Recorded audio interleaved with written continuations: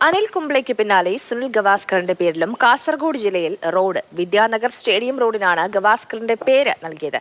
സുനിൽ ഗവാസ്കർ നേരിട്ടെത്തിയാണ് നാമകരണം നിർവഹിച്ചത്. ജന്മനാടായ കുംബ്ലയിലായിരുന്നു അനിൽ കുംബ്ലയുടെ പേരിലുള്ള റോഡെങ്കിൽ കാസർഗോഡ് നഗരഹൃദയത്തിലാണ് ഗവാസ്കറുടെ പേരിലുള്ള റോഡ്. മുനിസിപ്പാലിറ്റി സ്റ്റേഡിയത്തിലേക്കുള്ള 3 കിലോമീറ്റർ റോഡിനാണ് നഗരസഭാ കൗൺസിൽ യോഗ തീരുമാനപ്രകാരം പുതിയ പേര് നൽകിയത്.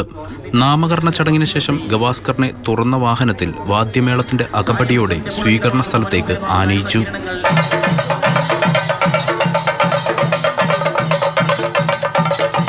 ആദ്യമായി കാസർഗോഡ് എത്തിയ ഗവാസ്കറിന് നിരവധി സ്നേഹോപകാരങ്ങളാണ് പൗരാവലി നൽകിയത്. ഒരിക്കലും മറക്കാനാവാത്ത ഒരുപിടി നല്ല ഓർമ്മകളാണ് ഈ നാട് നൽകിയതെന്ന് ഗവാസ്കർ.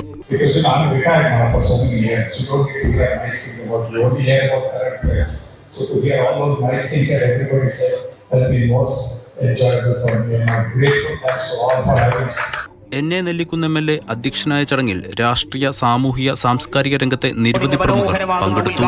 മാതൃഭൂമി ന്യൂസ്, കാസർഗോഡ്.